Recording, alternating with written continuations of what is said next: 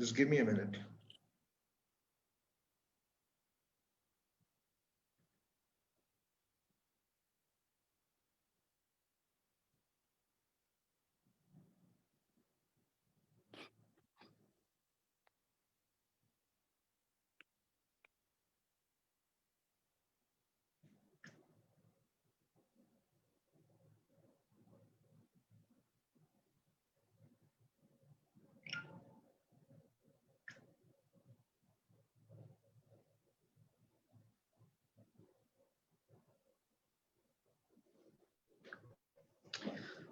Okay, Assalamu alaikum everyone.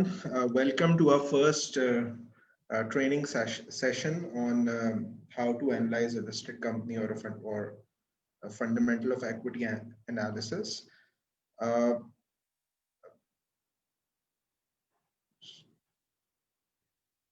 So before we start, let us go through a few housekeeping rules as to how we'll conduct this session. So the session is scheduled for 1 hour, including Q&A.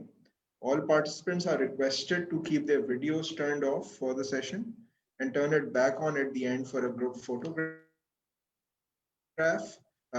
You're all requested to stay muted. Q&A will be at the end of the session. We'll do it through chat box. That is, you submit your questions through the chat box, and I'll go through them and answer. Between the session, we will have 2 instances or case studies where we would request you all to send in your responses, and you will do the same through the chat box. The session is being recorded, and the recording will be emailed to all participants. A few important reminders. If you have not yet connected with your industry mentors, please do so. You should have done it by now. Participants are requested to complete their registration through the CFA Institute and also send in your photographs for team posts on social media. I believe most of you have done both of the above, that is point 2 and 3. You are also requested to check your emails for regular updates. Let's set a few expectations for this session. This first session on fundamentals of equity analysis, or how to analyze a listed company, is an introductory session, and is basically going to be a very simple one. The objective is to give a bird's eye view of what you are expected to do in order to prepare your analysis on the assigned company for this research challenge. The focus will be on process. We will not be getting into the specifics. So you'll understand the various steps that you are required to follow in the process of developing your analysis on the assigned company.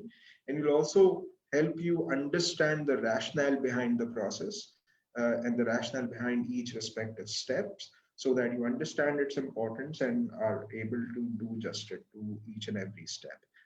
The upcoming sessions for which the details have been shared via email, we will delve much deeper into the specifics, and this current session will also put the following the future training sessions into perspective as well. The next one is scheduled for November 26th at 5 p.m., which will focus on the banking sector in general, and specifically guide the participants to understand how to analyze a bank. Then we'll move to financial modeling. So the third session will help you understand how to make a financial model. The last session, which is yet to be announced, the date and time is yet to be decided, will focus on how to write an equity research report. So let's start with a not so short video. It's roughly going to be around 9 minutes or so, if I remember correctly. And this video will basically illustrate the back end of a listed security. And when I say back end, it's what that company actually does and what are the circumstances that lead a company to list on the stock exchange. So, and I would like you to note down the key observations that you find relevant in this video. And after the video, we'll have your inputs as to what important observations you could jot down with regards to our area of focus, that is analysis of a listed company. So here we are, and I'll just play the video. I don't even know what they are. In that case, it might be a good idea to get a little information with a fellow who owns and operates a company that makes and sells oil drums. Each year, customers buy more and more from our because he makes a better oil drum than his competitors. One day, customers demand more oil drums than the owner can produce. He figures it will take about $3 million to do the job. So he decides to form a corporation to sell shares in his business to raise the capital he needs. First, the owner goes to the state government to get a corporation charter and permit to sell shares in this business. Next, our friend goes to an investment banker and shows him the record of the oil drum manufacturing company's past performance and plans for expansion. The investment banker decides to help our friend sell shares in the corporation to raise the $3 million. However, before any shares in the corporation can be sold, certain information must be filed with the Securities and Exchange Commission in Washington. The investment banker and the owner must swear that the information they file contains nothing but the truth. Registration with the SEC does not imply that the government approves the stock issue as a good investment, but only assures the public the material statements about the stock issue are false. Punishment will be according to the law.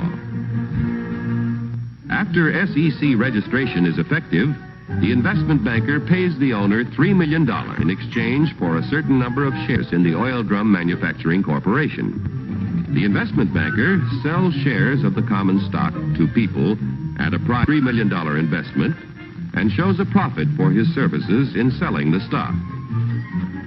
Money received from the sale of shares in the business builds a new and better plant, which produces more and better oil drums. The people who bought common stocks own proportionate shares in the corporation, tools, equipment, and all of its assets. Stockholders elect the directors of the corporation. Directors represent the stock and are responsible for the way the business is run. Directors determine the amount of dividends, if any, to be paid out of earnings to the stockholders. Naturally, when stockholders invest in a business, they hope to receive dividends to help pay for necessities of life. Within a few short years, an increasing demand for the company's product poses a friend. How can he fill all the orders? He will have to build more plants and buy more tools to increase production of oil drums. It will take about $20 million to do the job. One way to get this additional capital is to sell more stock to many more people. So the Oil Drum Manufacturing Corporation votes to send its president to the New York Stock Exchange to see if their common stock can qualify for listing. The corporation wants to list its securities on the exchange so that the additional stock they need to sell will be more attractive to investors all over the nation. Securities listed on the New York Stock Exchange can be sold for cash any time in this national marketplace. Each year, inquire about listing their securities, but only those which can pass a thorough examination as to their financial health are accepted. Calling the president of the Oil Drum Manufacturing Corporation. Calling the president of the Oil Drum Manufacturing Corporation. Report to Examination Room B. Attention all members of the Stock List Department. Report to Examination Room B. The Stock List Department examines the qualifications of corporations to be listed on the New York Stock Exchange. The corporation must have substantial assets in plants, tools, equipment, and cash. There must be a broad distribution of its shares among a large number of stockholders. The corporation must show successful management and sales records and annual net earnings at the time of listing of at least $1 million. The proposed stock issue must meet federal, state, and New York Stock Exchange regulations. The corporation must agree to report to its stockholders at frequent intervals. If the examination by the Stock List Department indicates the corporation meets minimum requirements of the exchange at the time of the examination, the corporation's application for listing is recommended. The Board of Governors of the New York Stock Exchange finally approves the application and sees that it is made public. Extra, extra, read all about it. Now that the Oil Drum Manufacturing Corporation stock is listed, its name is abbreviated for use on the ticker tape. Each time ODM stock or any other stock listed on the exchange is bought or sold, the ticker tape flashes all over the nation the price and number of shares traded. A buyer in Colorado wants to purchase some ODM stock. The buyer's broker in Colorado sees that the last ODM transaction was at $10 a share. The buyer could buy from 1 to 99 shares, which would be known as an odd lot. But a Colorado friend decides to invest in 100 shares, known as a round lot. The Colorado broker wires the order to his New York office. The buy order is telephoned to the floor of the New York Stock Exchange. It is given to the firm's floor partner, who becomes the representative of the buyer in Colorado. The floor partner goes to the post where ODM stock is traded. The representative of the buyer in Colorado bids $10 a share for 100 shares. But at the moment, there is no stock offered for sale at this price. In the meantime, however, in Maine, an ODM stockholder who needs cash decides to sell his 100 shares if he gets $10 a share.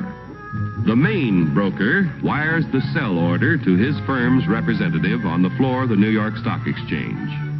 This firm's floor partner, representing the seller in Maine, offers to sell 100 shares of ODM stock at $10 a share.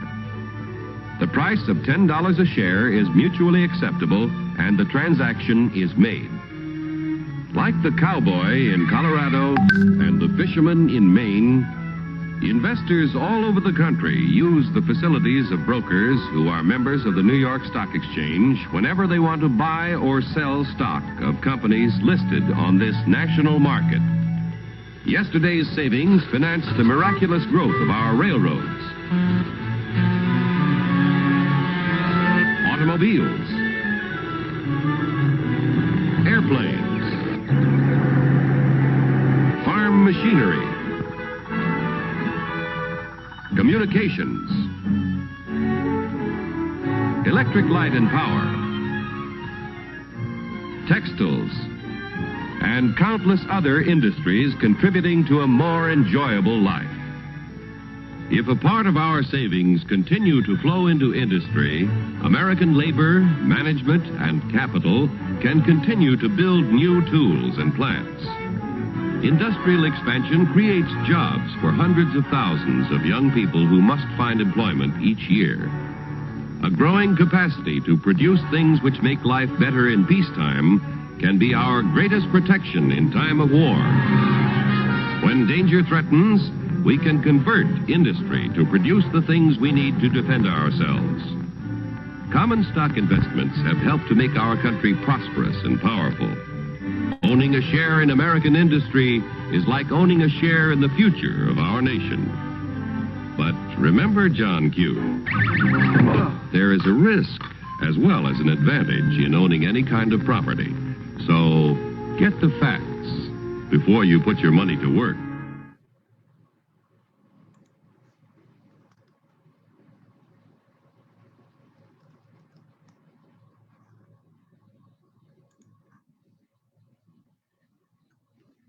So before we have your responses with regards to your observations, let me highlight a few things.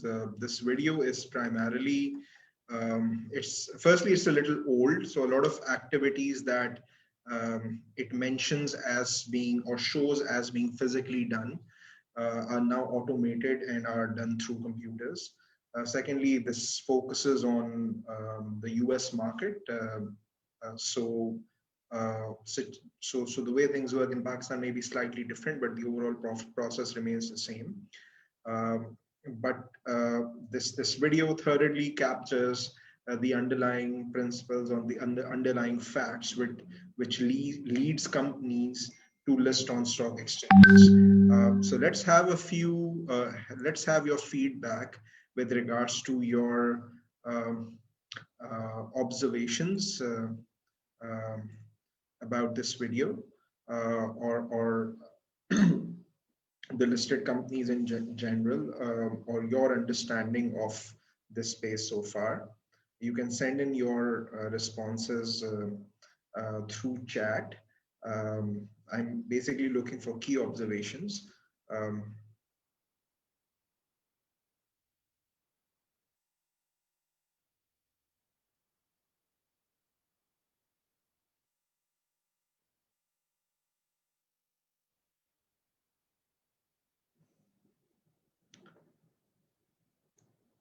I'm yet to have any response so far.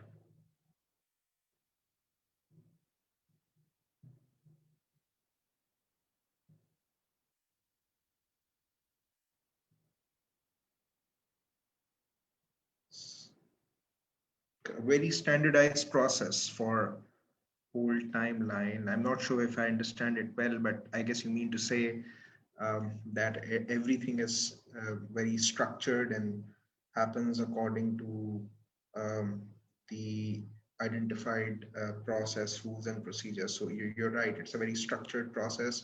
It's a highly regulated sector. There are, in fact, several regulators involved that govern the entire process. Anything else? Anything with regards to the nature of equity analysis that you can observe from this video?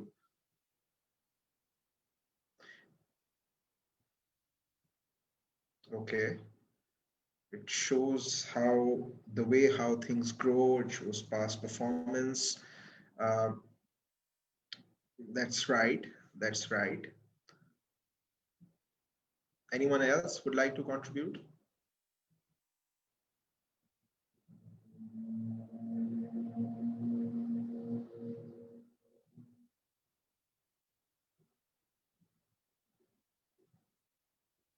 So yes, it gives you an understanding about the process of a company growing from a small company owned by a proprietor to a listed company on the stock exchange, which allows the public to invest. So yes, this is a good observation. Anyone else? I'm just closing it in a few seconds now. A macro level view of who are the key people involved and what is the real role of everyone in the whole financial system. One can get finance through stocks and shares, and it leads to expanding of business and different job opportunities. Very true. So let's now move on to the next few slides, which basically structure the key observations from this process of a company being set up and then growing, and then in order to raise capital, listing itself on the stock exchange. I've specifically focused on factors that are relevant to our subject of how to analyze a listed company. So I'll first mention the key observation and then try to link it to the various topics or various sub-segments of the equity analysis process that you need to be aware of. So securities represent claims on business which operate in an industry. So when you talk about a stock, it's not just a piece of paper. There is an industry or a business behind it. and that particular business operate in a particular industry or sector. So you as analysts need to understand that sector or industry in order to evaluate a particular company that is listed on the stock exchange. Company issuing shares need to issue quarterly reports on financial performance. Hence, you have this information available, and it forms a very important starting point for doing the numbers. An analyst is required to go through the income statement, balance sheet, and cash flow statement, which are generally available on the company website as well as on the exchanges that the company is listed on. Shares or securities are listed uh, um, on the securities markets called stock exchanges. And since you are evaluating a company listed on the stock exchanges, you need to have some understanding of how these stock markets work, so that you are able to understand your exercise in a broader perspective. Uh, Shares trade at mutually acceptable price. The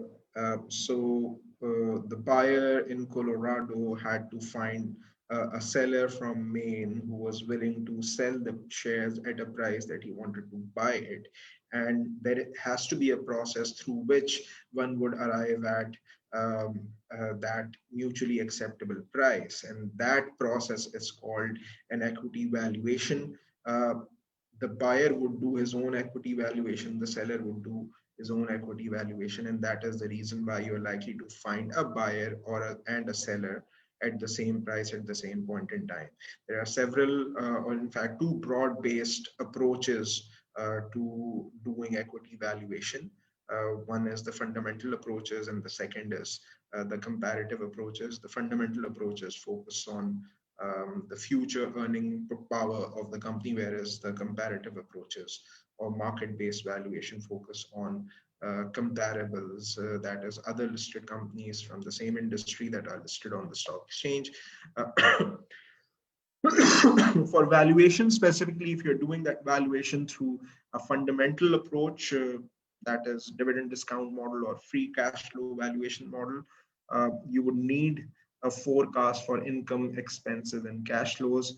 And in order to forecast income, expenses, and cash flows, you need to prepare a financial model for which you would use Microsoft Excel. And the model has to be dynamic enough so that you can experiment with various assumptions as you go through your equity analysis exercise. So this was so let's now discuss what equity analysis is, starting off with a basic definition. Equity analysis is a body of knowledge directed towards valuation of equity securities, which are also known as stocks or shares. And this exercise of valuation has to be done in a rational and systematic way. The valuation of equity securities is as important as the process being followed in the valuation of that equity security. So, which means that you need to be able to explain the process that you have used to arrive at that particular valuation. So, for instance, if you arrive at a value of 10 rupees for a particular stock, 10 rupees a share, and another person arrives at a valuation of 100, both of those values could be right, provided that they have followed a rational, systematic way, which can be properly illustrated and explained as a justification for your. So there is no one right and wrong in equity evaluation or equity valuation. Primary users are capital markets. There are two main segments within capital markets that use equity valuation reports produced by analysts. One is the buy side. When by buy side, we mean companies or entities that buy or sell stocks on their own balance sheet, and use those equity valuation or recommendation on a particular security to make investment decisions for their own. So these are asset management companies that manage assets on behalf of investors, and they could be investors themselves. The second segment is the sell side firms or brokerage firms. These are the firms through which the investors or the buy side execute their trade transactions. So if you want to buy a stock, you are an investor or a buy, or you represent the buy side, and you will, in order to buy that stock, you will go to a broker, which would be sell side. You could do your own analysis on a particular company and arrive at its valuation. That would be the buy side perspective. And your broker can also could also have prepared a recommendation on that particular stock and may provide you with a valuation report and recommendation. That would be the sell side perspective. In the research challenge, the approach that you would take is very similar to the approach taken on the sell side. The equity research report that you would prepare would very much resemble the research reports prepared by brokerage houses. There are other users of equity analysis as well.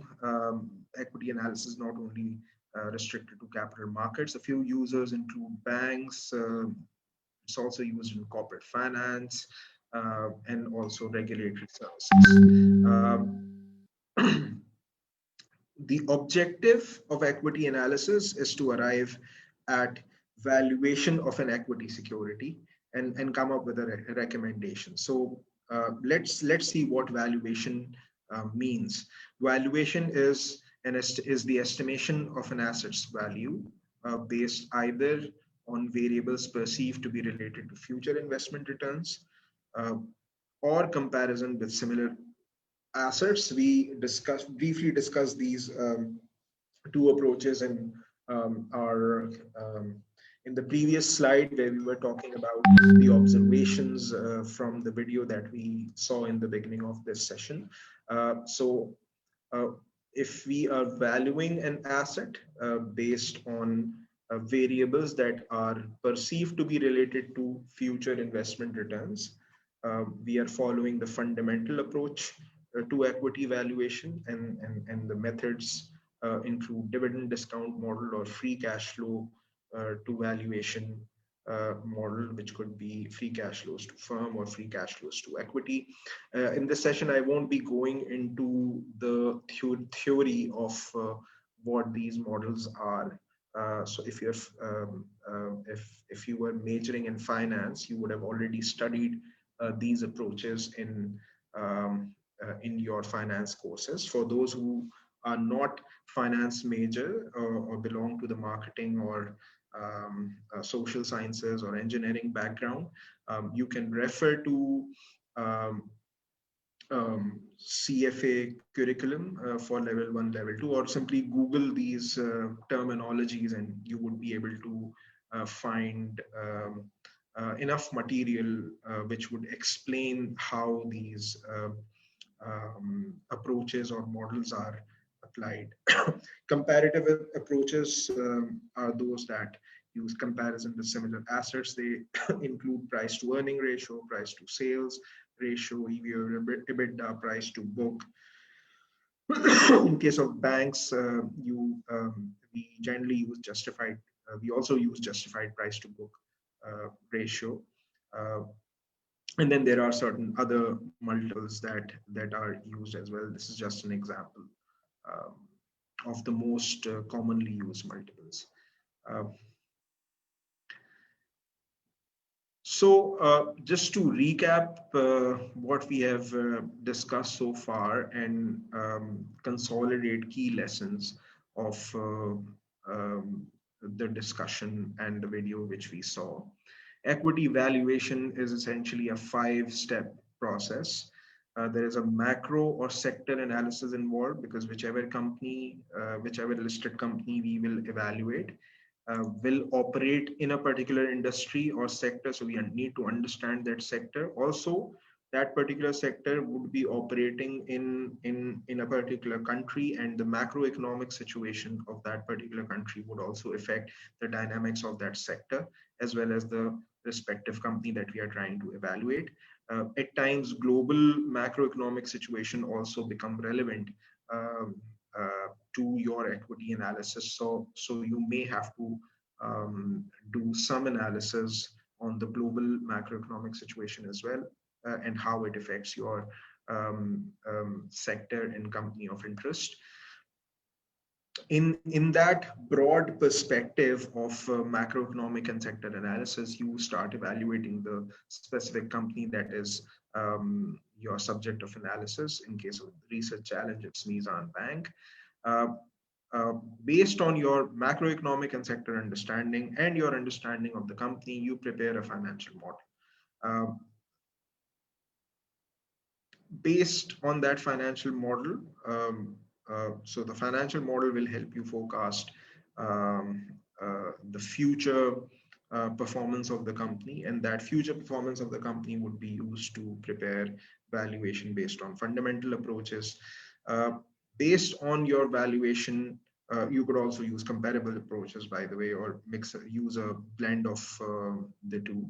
Based on those valuation approaches, you will determine your recommendation on a particular company. So if your determined valuation is higher than the stock price at which the stock is trading on the stock exchange, you will have a sell. You will have a buy call if your valuation is higher than the price at which the stock is trading. In case the valuation that you have arrived is lower than the price at which the stock is trading, you will have a sell call. And if it's equal or very close to the if your valuation is very close to the price at which the stock is trading in the stock market, you will have a hold call. This entire process, as well as the recommendation, is captured in a research analyst report. So as part of our training series, we would have our next session on the banking sector, which will briefly explain the macroeconomic perspective that a particular bank, or the macroeconomic environment, as well as the sector, broader sector perspective in which a bank operates. It will also help you understand how to analyze a banking company. Following that session, we will have a session on financial modeling, which would be the third training session.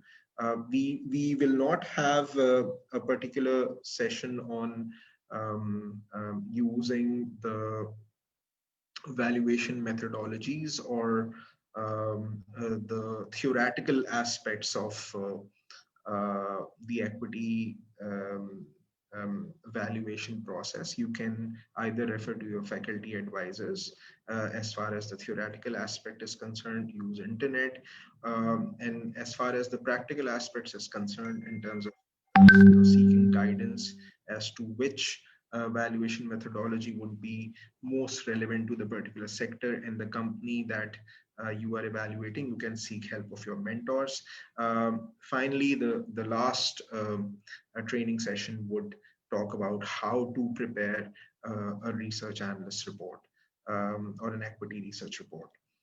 So let's talk a bit about the most important variables in valuation, and this will help you focus your questions in or focus your attention in on the issues that are of key importance. It's very important to understand that in equity valuation, when you are analyzing a particular company, uh, less than 20% of the factors of the total number of factors end up determining more than 80% of the value. So it's very important to focus on key issues rather than getting distracted in nitty-gritties and unnecessary details.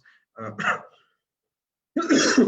it's always useful to have details because that will ensure completeness of the equity analysis exercise. But if your report or if your analysis is very detailed and you end up missing out on key variables, then you would lose a substantial share of points. So the most important factor in valuation is profitability, because cash flows, dividends, whichever indicator you use in your evaluation, all comes from profitability. Profitability is also known as earning power. It determines the attractiveness of all listed companies. Profitability is a function of two key variables. One is volume and the other is margin. Volume basically refers to quantity sold for an industrial enterprise. In case of the oil drum manufacturing company, it was the number of oil drums that the company was selling, and as the demand of oil drums grew bigger, the company needed more capital to put up bigger plants. In case of a banking company, the volume is the asset size, and so a bank earns interest on or profit in case of Islamic banks on the loans that it gives out to the borrowers for and that profit is a percentage or but it's earned on a particular size of loan book or a particular size of asset base. So that asset base for a banking company acts as a volume driver for the banking company. The second is the profit margin. Profit margin is a function of two factors. One is price, which you charge to your customers, and the other is cost, which you pay to your raw material suppliers. For a bank, the price is the profit or interest it charges to its borrowers. For instance, if you take a loan for financing a car, or if a company takes a loan for putting up a new plant, the rate of interest or the rate of profit that you or that particular company would pay to the bank is the price of that loan that the bank is charging to the borrower. The cost would be what the bank would be paying to the supplier of that money, which it has lent out to either yourself for buying a car or to a business for putting up a new plant. So that's the supplier of money, which a banks lend onwards to a particular borrower. That supplier are the depositors. So we all of us maintain bank accounts, and we put our salaries or incomes go into bank accounts. A business maintains bank accounts as well. So all the revenues that a business earn, it is deposited into a bank account. And a bank typically pays an interest or profit to those depositors.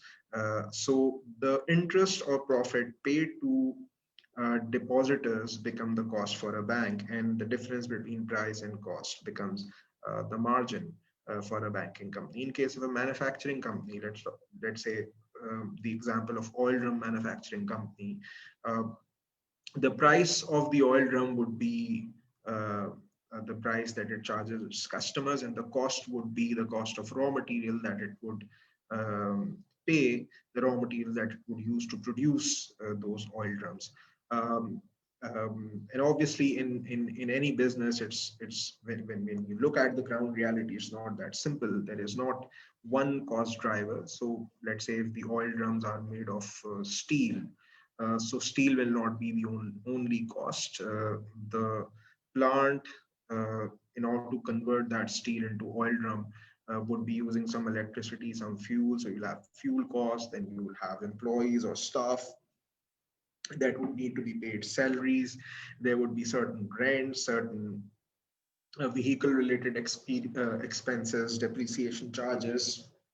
So all those are cost drivers for a particular entity. And when you talk about margin, you need to take those all those costs into account. Valuation is forward looking. When you determine a valuation of a listed company, you are we are talking about the expected price in sometime in the future. and it's in order to estimate that valuation, or you need, we need to forecast the volumes and margins into the future, and future expected volumes and margins become far more important than historical margins. And hence, in order to understand or know the direction of future expected volumes and margins, an analyst is required to develop a very detailed and a very in-depth understanding of the industry in which that company is operating. There are certain industry analysis tools that analysts typically use. These tools are, so these tools include Porter's Diamond Model, uh, Porter's 5 Forces of Competition, industry SWOT. But these tools, so none of these tools are such that if you, let's say, if you do Porter's Diamond Model analysis, that would complete your industry analysis. And even if you do all three, that won't complete your industry analysis. You need to make sure. So the outcome of industry analysis is to arrive at a level where you are able to predict with some level of confidence what the outlook of that sector from would be in the future, and you can use that outlook to prepare a forecast for volume and prices and costs. So all these tools can be used to help your analysis or support your analysis, but your focus should be on arriving at that certain level of confidence or certain level of understanding on the sector that is that you are studying. Uh, so we are now approaching towards the end of this session, and I would just put up an example and ask you guys to just think of what factors you would look at if you were to prepare a valuation or assess an investment. So let's say, you know, your close friend asks you become a partner in a school that he runs. And obviously, if you want to become a partner, then you would have to ascertain a price at which you would become a partner of a certain percentage with your friend. And you would also need to make a decision whether to become a partner in that school or not. So what questions would you ask? And let's have your responses in the next few minutes through chat, and then we'll discuss these in detail.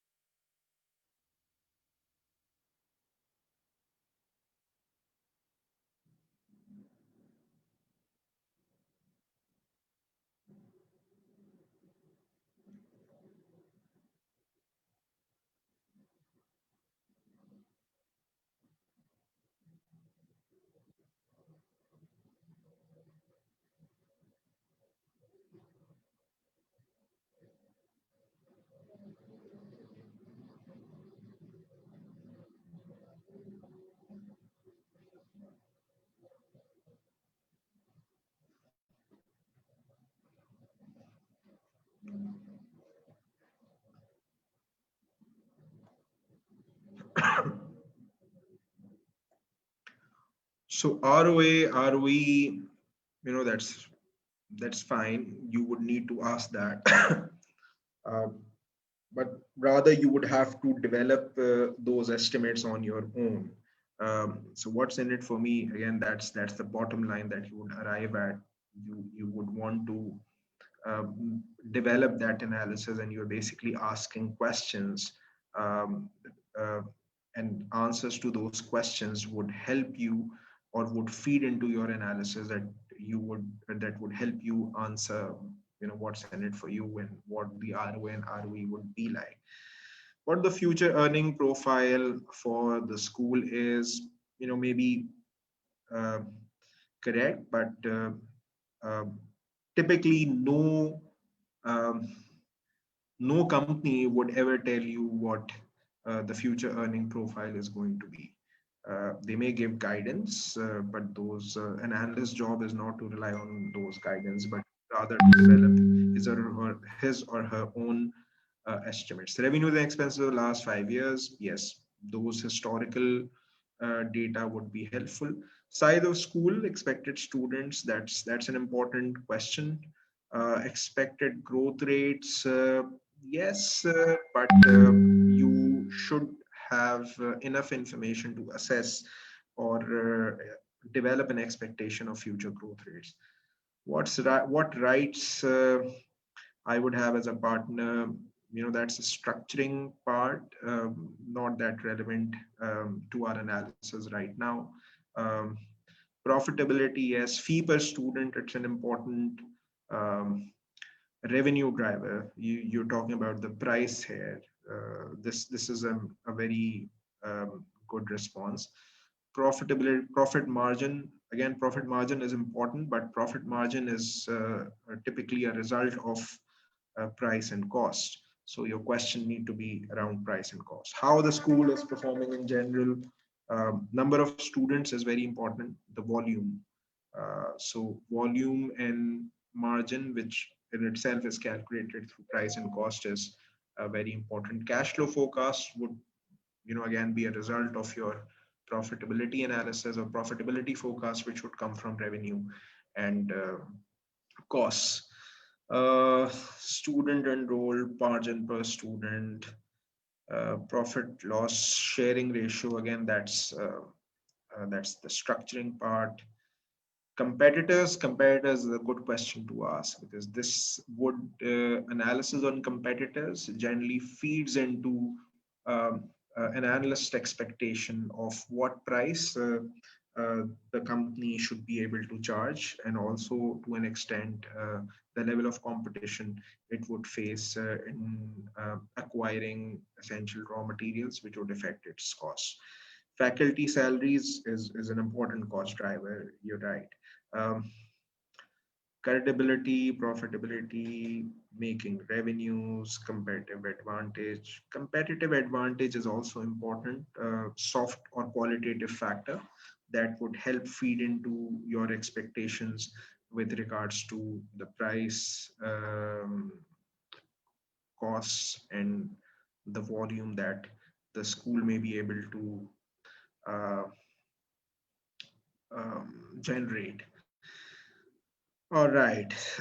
So I think we have had enough responses, and I'm seeing a lot of repetition. So let's move back to this slide and assess and see what we have here. So again, on this slide, we would have some of the questions, but the main focus was to um, cluster them in separate drivers. So to start with, some basic question: where the school is located, the size, value of the building, property. This would help you prepare a basic set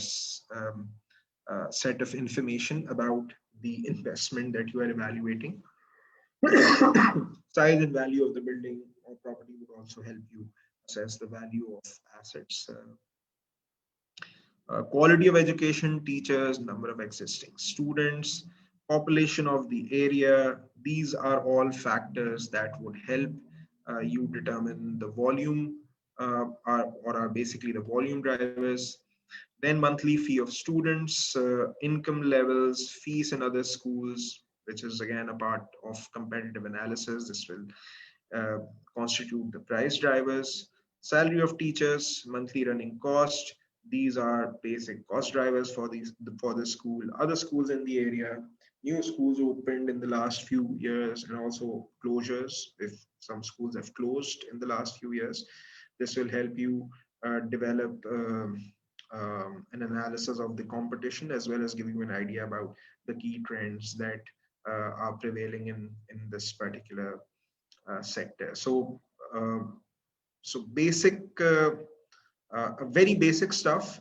Equity analysis is all about asking the basic question, but asking the right questions rather than. So this is a typical observation that we we find when we are working with people who are doing equity analysis for the first time. Um, when you're doing an academic exercise, we learn that in order to develop or in order to assess an investment, you would look at the NPV or the IRR or return on assets, return on equity, the profitability, the margin, the ratio analysis and stuff. But in real world, in the real life, as an equity analysis, and as an equity analyst, uh, your our main job is not uh, just using those ratios or those numbers to make a decision. Rather, the main job becomes forming a basis uh, uh, which helps us forecast uh, the revenues and costs, basically the income statement, balance sheet, and cash flows of a particular company into the future with a certain level of confidence, and then make our decisions on the calculated expected ratios. So these ratios, ROA, ROE, IRR, NPV, are not given to us. Even the cash flows that are used to develop these ratios or these matrices, or do these calculations, are not made available to us. We have to estimate or forecast those cash flows based on a certain process, which we refer to as the equity analysis process. So this is it that I have for now. Um, um, I will now open the session for Q&A. You can send in your questions through chat. There were a few questions that were sent in earlier, and I'll try to scroll back to it and try to answer those questions. In the meanwhile, if you have any other question, you can send it through in the same chat window.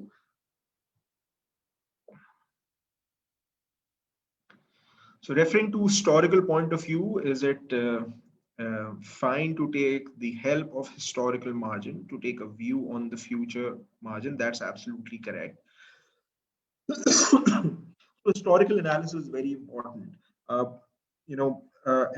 when we say historical analysis, um, you should at least look at one full business cycle. So one full business cycle would be anywhere between 7 to 10 years. So generally 5-year analysis is not enough. This historical analysis should primarily be done based on annual numbers or annual accounts. So when you would look at a 7 to 10-year analysis, you would see how that particular industry or that particular company has done in cyclical peaks and cyclical troughs, and in times of improving economic growth and times of declining economic growth. So you will be able to capture full cycle performance.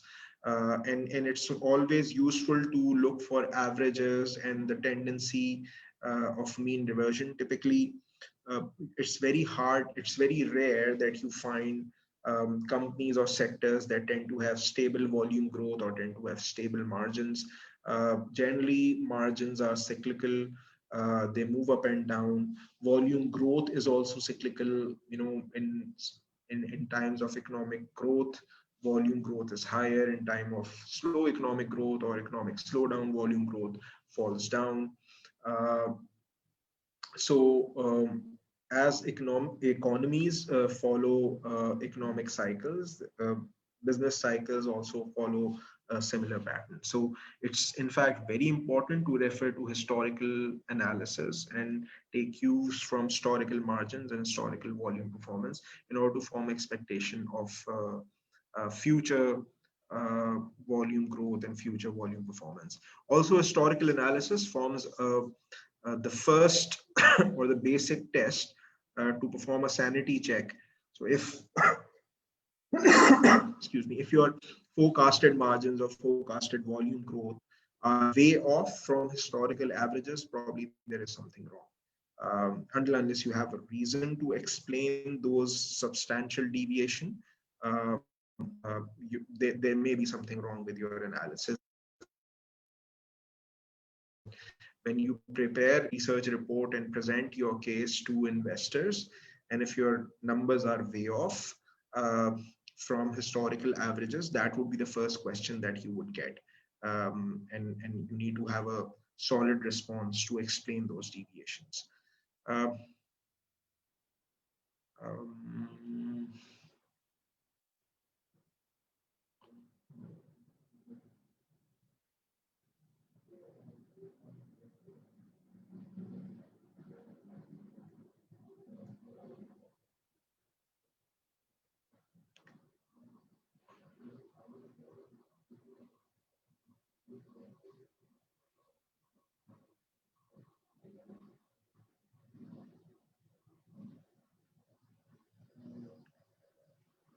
So there's a question, when conducting relative valuation, specifically the justified price to earning, etc., how do we take growth rates and future risk-free rates into account? On what basis do we predict them? So, so in case of justified, so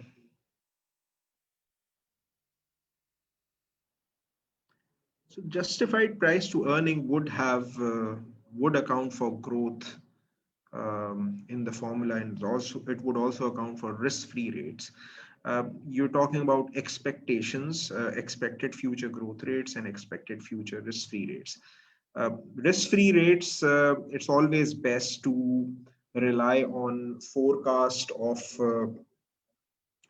the apex regulator or the apex body. In case of interest rates or risk-free rates, it's always useful to rely on the State Bank of Pakistan's forecast, or you can maybe vet it or verify it, or or compare it with the IMF forecast. As far as forecasting the risk-free rates is concerned, you should typically use forecasted CPI inflation as an input, and add a real interest rate assumption on top of it to forecast historic future risk-free rates. The growth rates for the volumes would primarily come from your industry analysis.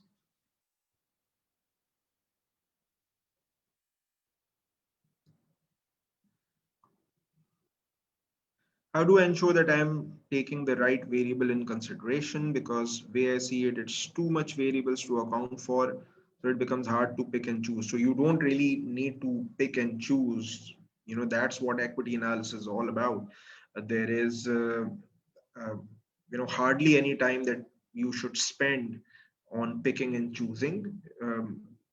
Bulk of the time is spent on industry and company analysis, and at the end of that process, you would have a set of shortlisted options, and you can discuss those options with your mentors or faculty advisors and have their feedback, which would help you decide which one is the best.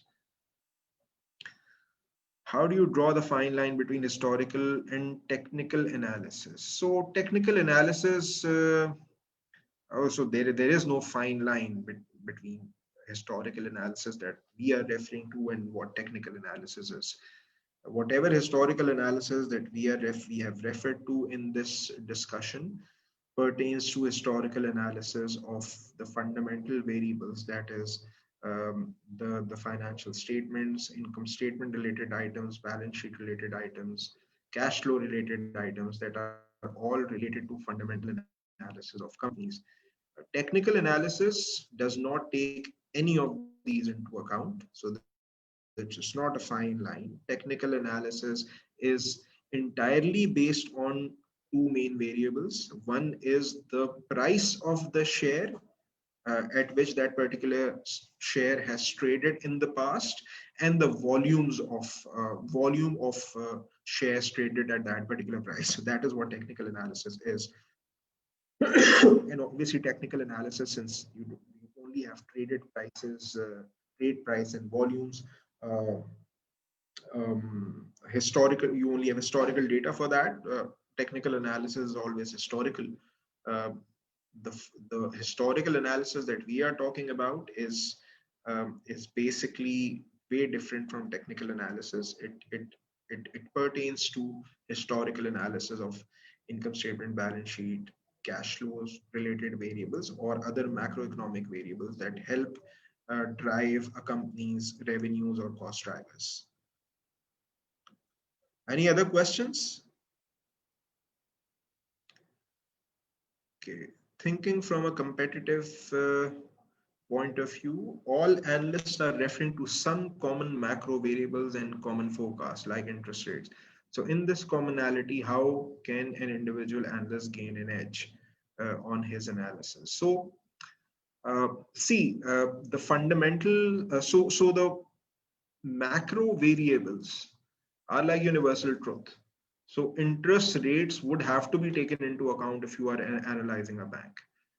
You can't avoid analyzing or accounting for the interest rates, and you won't really get to stand out for using a variable other than interest rates. Uh, so this basically refers to the process where you exceed or lag behind, where an analyst exceed over its competition or lags behind its competition. It primarily pertains to uh, the analysis specific to that company, um, or maybe a forecast for a macroeconomic variable. In case of a banking analyst, if you have a very different forecast on monetary policy and interest rate outlook, that may give you an edge, especially if that forecast holds out to be true. However, the main advantage would emanate from uh, the details regarding the company. So that is where you get an edge from.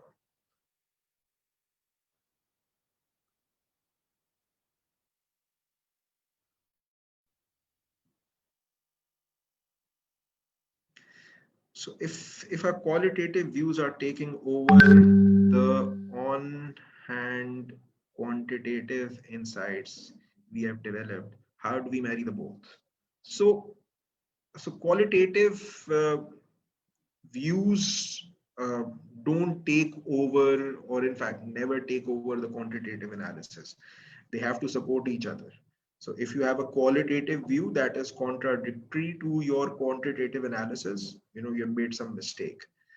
So the qualitative analysis and quantitative analysis generally ties in, unless there is an inflection point.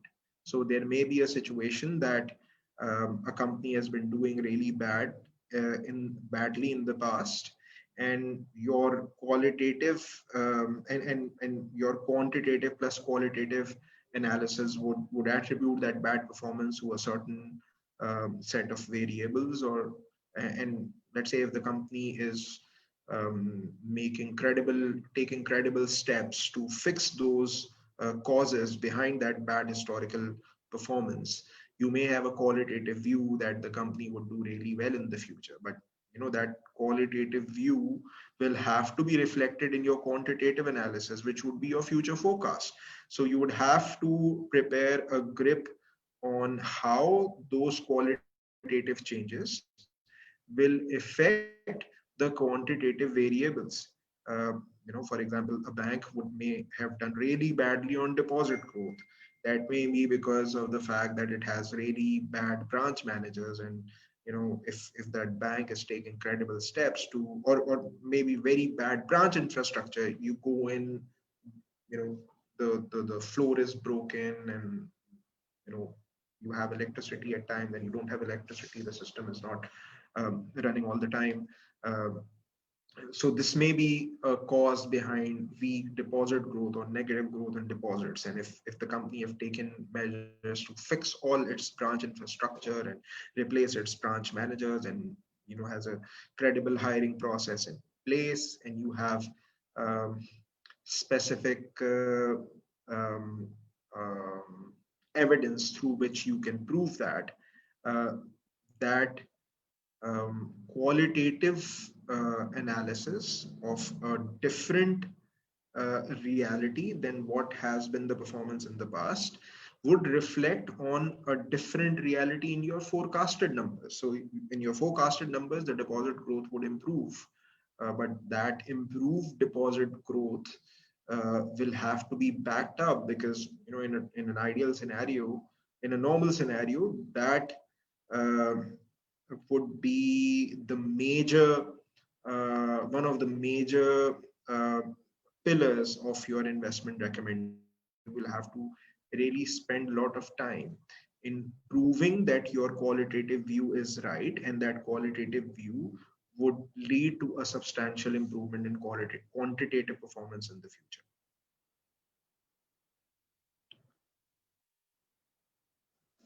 Okay, if our qualitative views, okay, so this is the same question. Any other questions? If you don't have any question, we should bring this session to an end. I would wait for a few more seconds. Okay, so I think let's bring the Q&A to an end. I would request all participants to open the video so that we can take a group photo or screenshots. And Umar, you'll have to do that. I really don't know how it's done. Yes, I will. You should open your own video as well. I can't. You can't.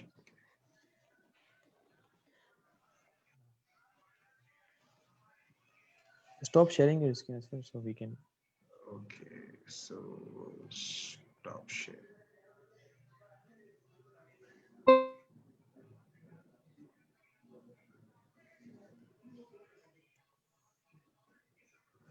How do we do that group photo thing? Take only screenshot.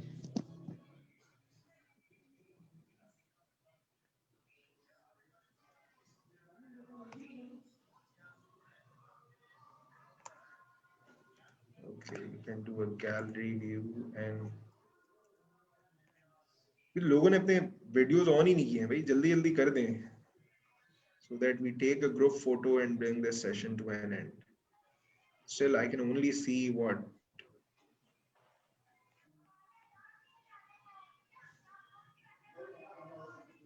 So let's take the group photo and have feedback from you guys as well. Since this is the first time we are doing these training sessions, and this is the first training session, if you have any thoughts on about what has been done or communicated to you so far, and if you have any suggestions, do share it right now. Okay, it's fine. दे रही है उमर आपने? Yes, sir. So there are only what, 6 people willing to share their pictures. Wow.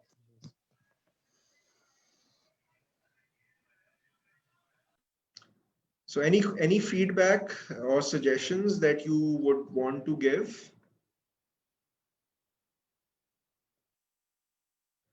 Okay, so let's then bring this session to an end. Thank you so much for participating, and hope to see you soon, and wish you best of luck for your equity analysis. Thank you.